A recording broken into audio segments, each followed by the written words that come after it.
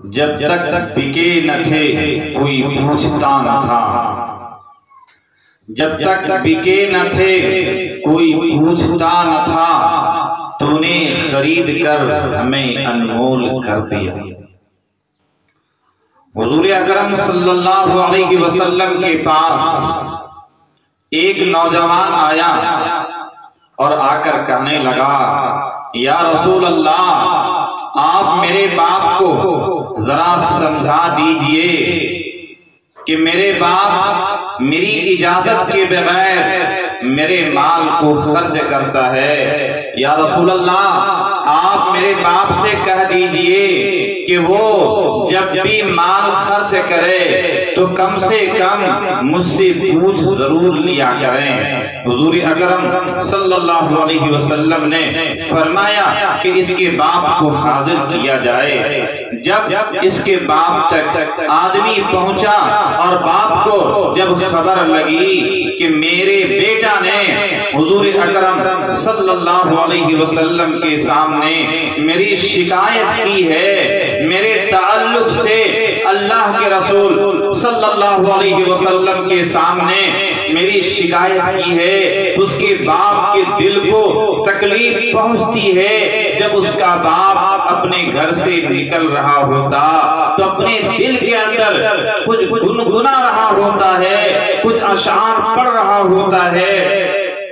अभी उस नौजवान का बाप रास्ते ही में थे कि उधर सैयदना हजरत जिब्राइल अलैहिस्सलातु वस्सलाम हुजूर अकरम सल्लल्लाहु अलैहि वसल्लम के पास आए और आकर कहने लगे कि या रसूल अल्लाह, इस नौजवान का बाप जो घर से निकल चुका है अभी रास्ते में आ रहा, अभी रास्ते ही में है। या रसूल अल्लाह, जब वो आपके पास आएगा तो उनका फैसला बाद में कीजिएगा, पहले आप उनसे पूछिएगा कि तुम जो अपने दिल में गुनगुना रहे थे, अपने दिल में जो पढ़ रहे थे, पहले वो सुनाओ।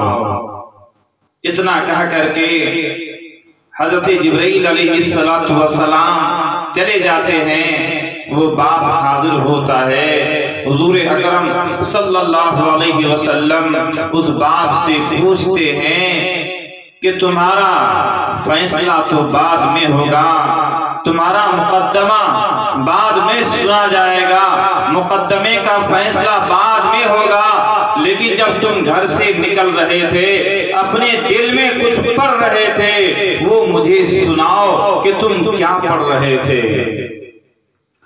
वो बाप हुजूर अकरम सल्लल्लाहु अलैहि वसल्लम के सामने कहता है कि या रसूल अल्लाह, जब मुझे पता चला कि मेरे खुद के बेटे ने आप तक मेरी शिकायत की है तो मेरा दिल पारा पारा हो गया, मेरा दिल टुकड़ा टुकड़ा हो गया और मैं सोचने लगा कि जब मेरा बेटा गोद में था मैं तब भी परेशान था, आज जब मेरा बेटा जवान हो गया है मैं तब भी परेशान हूं। या रसूल अल्लाह, जब ये मेरा बेटा छोटा था मैं इसकी एक हंसी को देखने के लिए बेकरार रहता था।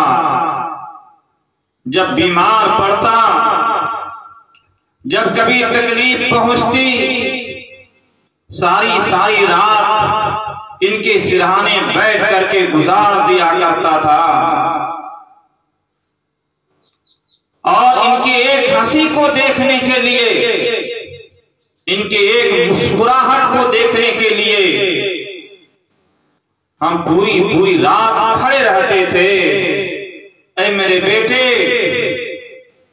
मैं खुद को भूखा रखा लेकिन तुम्हारा पेट भरता रहा, मैं खुद को प्यासा रखा, मैं तुम्हें पिलाता रहा। ऐ मेरे बेटे, जब तू बीमार पड़ता था तो मुझे यूं महसूस होता था कि बीमार तू नहीं है बल्कि बीमार मैं हूं।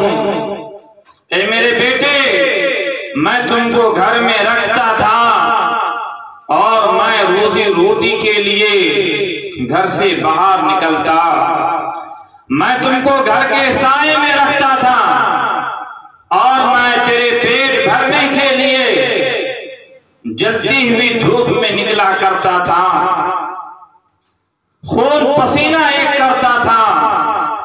ऐ मेरे बेटे, जब तू छोटा था मैं तेरा नौकर बन करके जिंदगी गुजारता था, तेरी जरूरत को मैं अपनी जरूरत समझता था, तेरी प्यास को मैं अपनी प्यास समझता था, तेरी भूख को मैं अपनी भूख समझता था, तेरे दर्द को मैं अपना दर्द समझता था, तेरी बीमारी को मैं अपनी बीमारी समझता था। जब ये बात वो शख्स हुजूर अकरम सल्लल्लाहु अलैहि वसल्लम के सामने कह रहे थे, रसूल पाक सल्लल्लाहु अलैहि वसल्लम ज़ारो कतार रो रहे थे। आखिर में हुजूर अकरम सल्लल्लाहु अलैहि वसल्लम ने उस नौजवान से फरमाया कि जा, तू और तेरा माल ये सब कुछ तेरे बाप का है, तू भी और तेरा माल भी ये सब कुछ तेरे बाप का है। हुजूर अकरम सल्लल्लाहु अलैहि वसल्लम जब शबे मेराज पे तशरीफ ले गए, जब अल्लाह के रसूल सल्लल्लाहु अलैहि वसल्लम जन्नत में दाखिल हुए तो जन्नत में कुरान पढ़ने की आवाज आ रही थी, कुरान पढ़ने की आवाज आ रही थी। अल्लाह के रसूल ने जिब्राइल से पूछा कि जिब्राइल, ये कुरान पढ़ने की आवाज कहां से आ रही है, ये किसकी आवाज आ रही है? हज़रत जिब्राइल ने फरमाया कि या रसूल अल्लाह, ये कुरान पढ़ने की आवाज जो है ये नौमान इब्न हारिसा की आवाज है। रसूल अकरम सल्लल्लाहु अलैहि वसल्लम ने हज़रत जिब्राइल से पूछा, ऐ जिब्राइल, नौमान इब्न हारिसा तो अभी मदीने में है, भला उसकी आवाज जन्नत में कैसे आ रही है? तो हज़रत जिब्राइल अलैहिस्सलातु वस्सलाम ने फरमाया कि या रसूल अल्लाह, दरअसल नौमान इब्न हारिसा वो अपनी माँ की ऐसी खिदमत करता है, माँ की ऐसी खिदमत करता है कि माँ की खिदमत के नतीजे में अल्लाह ने उसका इतना बड़ा मकाम दिया है कि जब नौमान इब्न हारिसा मदीने की जमीन पर बैठ करके कुरान पढ़ता है तो अल्लाह ताला उसकी आवाज पूरे जन्नत वालों को सुनाते हैं।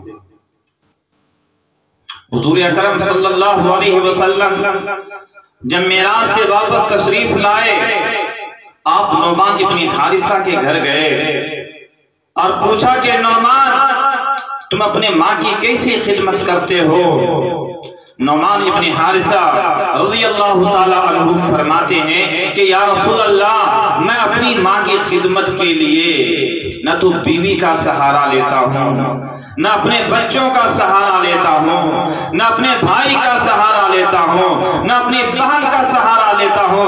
या रसूल अल्लाह, मैं अपनी माँ का और माँ की जितनी भी जरूरियात होती है, माँ का जितना भी काम होता है, या रसूल अल्लाह, वो मैं खुद से करता हूँ।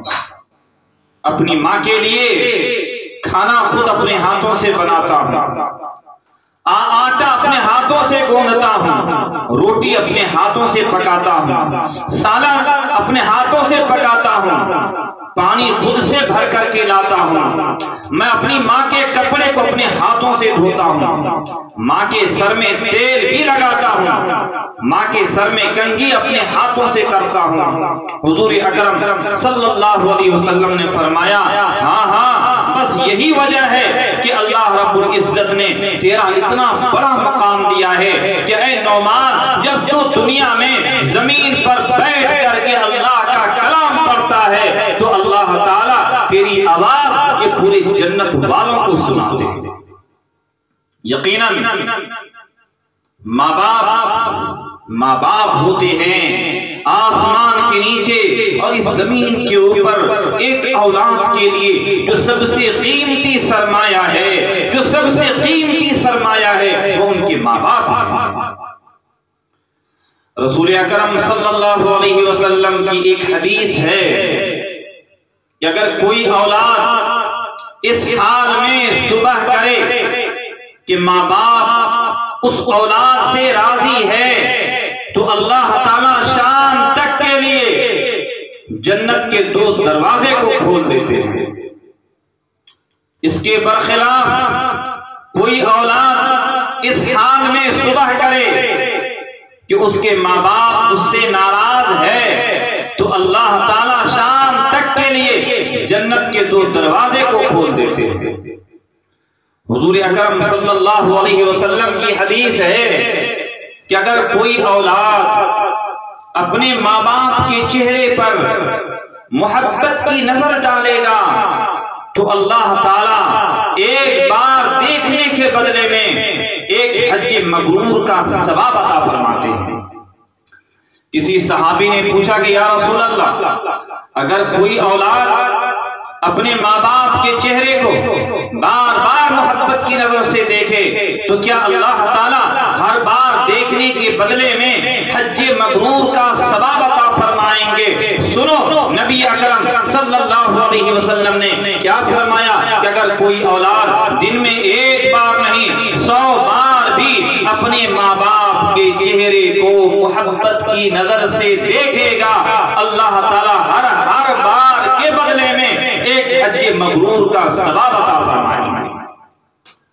यकीनन माँ बाप होते हैं, इसलिए रसूल अकरम सल्लल्लाहु अलैहि वसल्लम ने साफ फरमा दिया है, रिज़ल रब्बी फी रिज़ल वालिद व सख्तुर रब्बी फी सख्तिल वालिद, कि माँ बाप की रजामंदी में अल्लाह की नाराजगी है और माँ बाप की नाराजगी में अल्लाह की नाराजगी है। और हदीस पाक में आया, हुमा जन्नतुका व नारुका, कि ये माँ बाप औलाद के लिए जन्नत भी है और माँ बाप औलाद के लिए जहन्नम भी है। अगर कोई औलाद अपने माँ बाप के साथ हुस्ने सुलूक का मुआमला करे, माँ बाप की खिदमत करे, माँ बाप की जरूरियात को पूरी करे, माँ बाप के साथ बेहतर से बेहतर रवैया रखे, तो इस अमल की बुनियाद पर अल्लाह ताला उस औलाद को जन्नत में डालेंगे। इसके बरखिलाफ अगर कोई औलाद माँ बाप के साथ उसने सुलूक का मामला न करे, माँ बाप को तकलीफ दे, माँ बाप को के दिल को दुखाए, माँ बाप के दिल को तोड़े, माँ बाप की शान में गुस्ताखी करे, माँ बाप के ऊपर गलत नजर से देखे, माँ बाप को डांट डपट करे, तो यकीन जान लीजिए ये वो बुरे काम है, ये वो बुरे अमल है। अगर कोई औलाद ऐसी हरकत अपने माँ बाप के साथ करेंगे तो अल्लाह ताला इन हरकतों की वजह से उस औलाद को जहन्नम की भड़कती हुई आग में डालेंगे। एक गरीब सहाबी थे, बेचारे दिन भर खेतों में काम करते थे, मेहनत करते थे, मजदूरी करते थे। जब वो सहाबी शाम को घर वापस आते तो उनकी माँ किसी चटाई पर या किसी चारपाई पर सोई हुई रहती थी। वो सहाबी सबसे पहले घर आते, माँ को जगाते, माँ को खाना खिलाते। जब माँ खाना खा लेती थी तब जाकर के वो सहाबी खुद खाते थे। एक मर्तबा वो सहाबी काम करके घर वापस आए, माँ सोई हुई थी। ये सहाबी बैठ गए, माँ के पैर को दबाने लगे, दबा भी रहे हैं, आवाज भी दे रहे हैं कि मेरी माँ उठ जाइए, मेरी माँ उठ जाइए। वो सहाबी पैर भी दबा रहे हैं और आवाज भी लगा रहे हैं, लेकिन माँ आवाज नहीं देती। वो सहाबी दबा रहे हैं, बड़ी देर तक दबाते रहे और आवाज लगाते रहे। ये आवाज जैसे पड़ोस में पहुंचती है, पड़ोस के कुछ लोग जब उसके घर पहुंचते हैं तो क्या देखते हैं कि उसकी माँ का तो इंतकाल हो गया, वो बुढ़िया हमेशा के लिए सो गई है। वो सहाबी सारों कतार रोने लगते हैं। खैर अपनी माँ के लिए तजहीज़ो तकफीन का इंतजाम करते हैं। जब जनाजा उठता है, सहाबाए किराम जनाजा लेकर के जा रहे होते हैं। ये सहाबी भी जनाजे के पीछे होता है। और पीछे से बार बार आवाज लगाता है कि मेरी माँ आप वापस आ जाइए, मेरी माँ आप वापस आ जाइए, मेरी माँ आप वापस आ जाइए। इतना कह करके वो सहाबी बेहोश होकर के जमीन पर गिर पड़ते हैं। सहाबा किराम उनको समझाते हैं, उनको बुझाते हैं, उनको तसल्ली देते हैं। जब उस सहाबी को होश आया तो सहाबी ने कहा कि लोगों, मैं इसलिए नहीं रो रहा हूं कि मेरी मां मर गई है, मैं इसलिए नहीं रो रहा हूं कि मेरी मां हमेशा के लिए दुनिया से जा रही है। ऐ लोगों, मैं इसलिए रो रहा हूं कि जब मेरी मां जिंदा थी, मैं जब कभी आसमान की जानिब देखा करता था तो मुझे जन्नत नजर आते थे। जब मैं आसमान की जानिब देखता था मुझे जन्नत के दरवाजे खुले हुए नजर आते थे।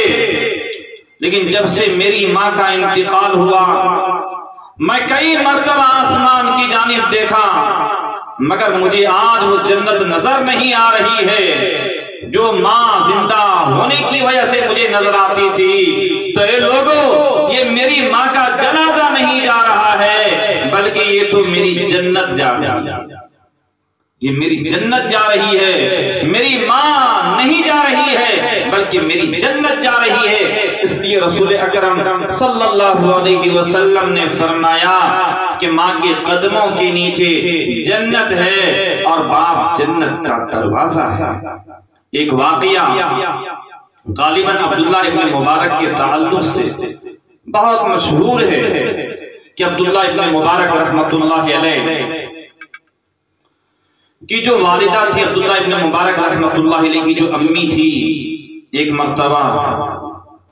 अब्दुल्ला इब्न मुबारक की अम्मी ने अपने बेटे से कहा कि बेटा, अब मैं बूढ़ी हो गई, मैं चाहती हूं कि मरने से पहले एक बार हज कर लूं। अब्दुल्ला इब्न मुबारक रहमतुल्लाहि अलैह इस काम के लिए फौरन तैयार हो जाते हैं। जब कूफे से हाजियों का काफिला रवाना होता तो अब्दुल्ला इब्न मुबारक रहमतुल्लाहि अलैह अपनी मां का हज करवाने के लिए न किसी घोड़े का इंतजाम करते, न किसी ऊंट का इंतजाम करते, न किसी सवारी का इंतजाम करते हैं, बल्कि अब्दुल्ला इब्न मुबारक रहमतुल्लाहि अलैह अपनी मां को उठा करके कंधे पर बैठा लेते हैं और हज का सफर शुरू कर देते हैं। जब जब नमाज का वक्त होता या खाने का वक्त होता तो अब्दुल्ला इब्न मुबारक अपनी मां को नीचे रखते थे, लेकिन जैसे खाने से फारिग होते या नमाज से फारिग होते, फिर अब्दुल्ला इब्न मुबारक रहमतुल्लाहि अलैह अपनी मां को कंधे पर बैठा करके आगे का सफर शुरू करते थे। यहां तक कि आप मक्कतुल मुकर्रमा पहुंच गए, हज के अय्याम शुरू हुए। अब्दुल्ला इब्न मुबारक रहमतुल्लाहि अलैह लाखों हाजियों के बीच में अपनी मां को कंधे पर बैठा करके हज के सारे अरकान अदा करवाते हैं, हज के सारे अरकान अदा करवाते। इस दरमियान आप कमजोर हो गए थे, निढाल हो गए थे, और हज से फारिग होने के बाद फिर अब्दुल्ला इब्न मुबारक रहमतुल्लाहि अलैह अपनी मां को कंधे पर बैठा करके मदीनतुल मुनव्वरा पहुंचे और वहां पर जाकर के रोज़े रसूल पाक सल्लल्लाहु अलैहि वसल्लम पर दुरूद सलाम का नजराना पेश किया।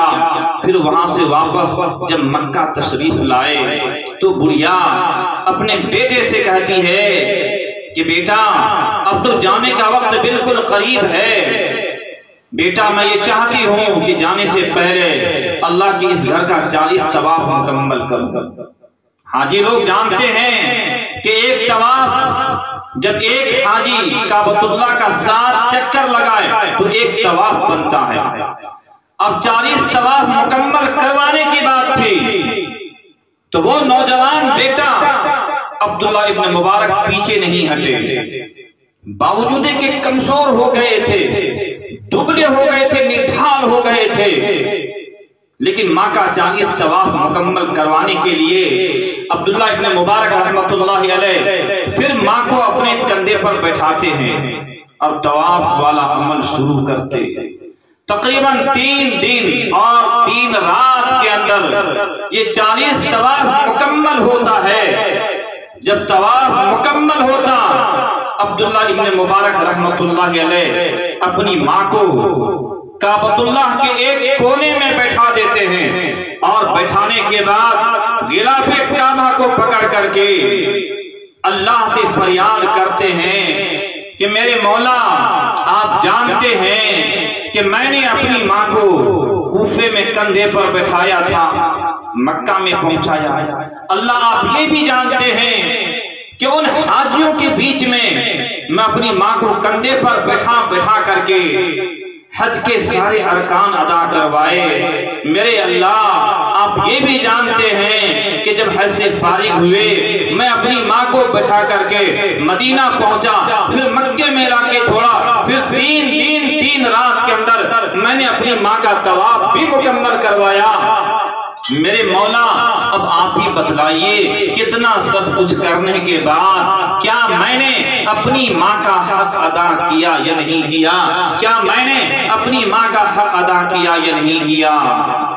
मेरे भाइयों, उस कपड़े में से आवाज आती है, यानी अल्लाह आवाज देता है कि अब्दुल्ला, तूने अपनी माँ के साथ जो जो किया है वो मुझे मालूम है, लेकिन अब्दुल्ला, उस दिन को याद करो, उस वक्त को याद करो जिस दिन तुम पैदा हुए थे और पैदा होने के बाद जब तुम्हारी माँ ने पहली मर्तबा अपनी गोद में रखा था और गोद में रख करके जब तुम्हारी माँ ने पहली मर्तबा दूध का पहला कतरा तेरे मुंह में टपकाया था, अब्दुल्ला, अभी तक तूने दूध के एक कतरे का भी हक अदा नहीं किया है।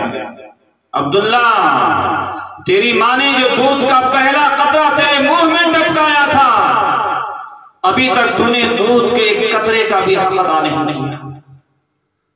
जरा अंदाजा कीजिए, हुजूर अकरम सल्लल्लाहु अलैहि वसल्लम ने एक मौके पर फरमाया, काश मेरी माँ जिंदा होती, काश मेरी माँ जिंदा होती, मैं फजर की नमाज में होता, मेरी माँ कमरे में होती और कमरे में से मेरी माँ आवाज लगाती, बेटा मोहम्मद, बेटा मोहम्मद।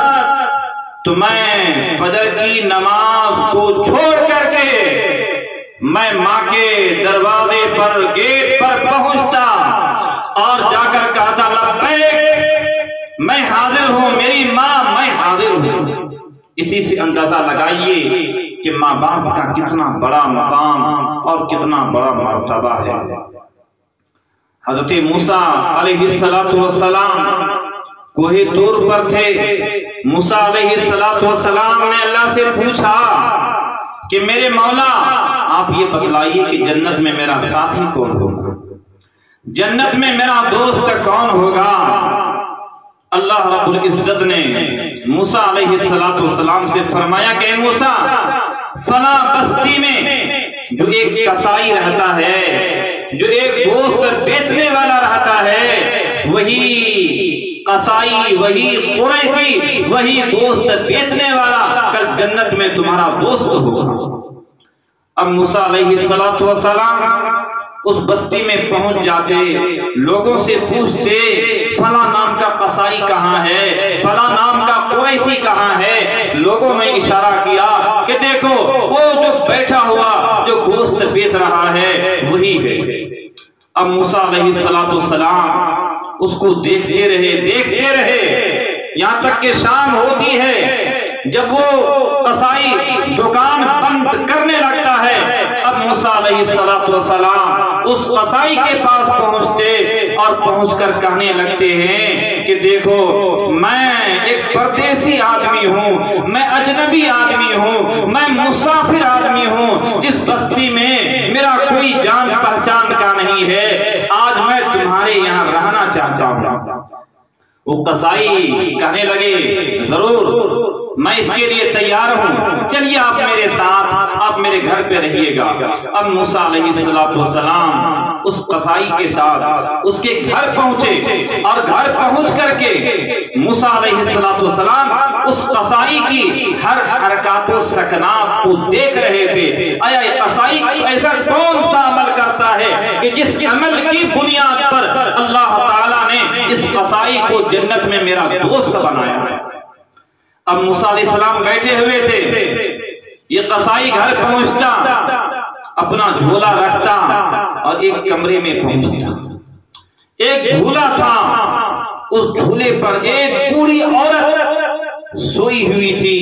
ये कसाई सबसे पहले उस झूले के पास पहुंचता। उस झूले में उसकी मां होती है। वो बूढ़ी औरत सुबह से उस झूले में थी, उसी झूले में पेशाब भी पैखाना भी करके पूरा गंदा संदा कर दिया था।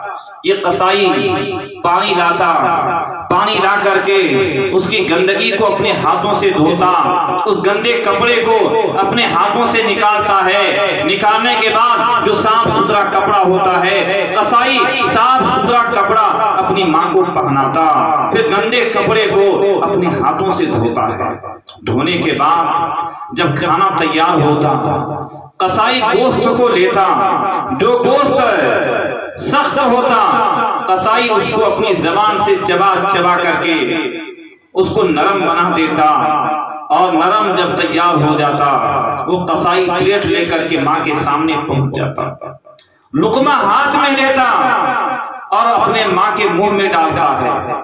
लुकमा हाथ में ले लेकर के अपने माँ के मुंह में डालता। जब जब ये कसाई अपने माँ को लुकमा खिलाता है तो उसकी माँ कुछ दुआ देती है, कुछ पढ़ती है।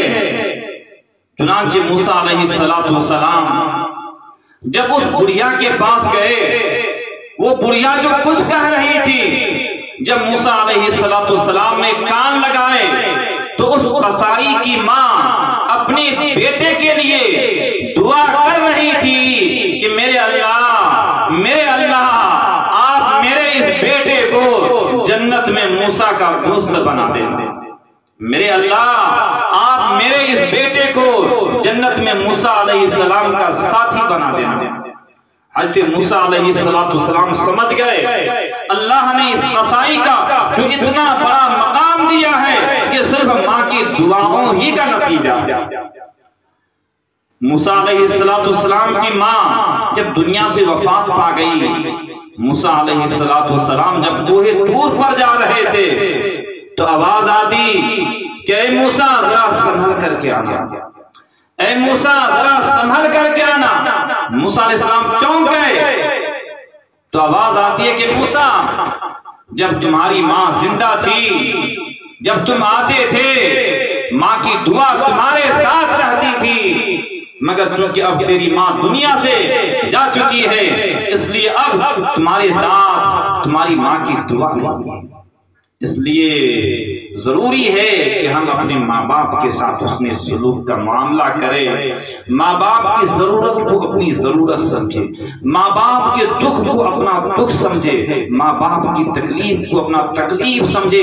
अगर ये चीजें हमारी जिंदगी के अंदर आ जाएगी तो यकीन जान लीजिए हमारी नमाज भी काम आएगी, हमारा रोजा भी काम आएगा, हमारी ज़कात, हमारी खैरात, हमारा ये उसी वक्त काम आएगा जब हमारे माँ बाप हमसे राजी रहेंगे और मौत के वक्त अल्लाह ताला हमारी जबान से कलमा भी जारी फरमाएगा। दुआ कीजिए कि अल्लाह ताला मुझे भी और आपको भी अमल की तौफीक बख्शे। वमा तौफीकी इल्ला बिल्लाह।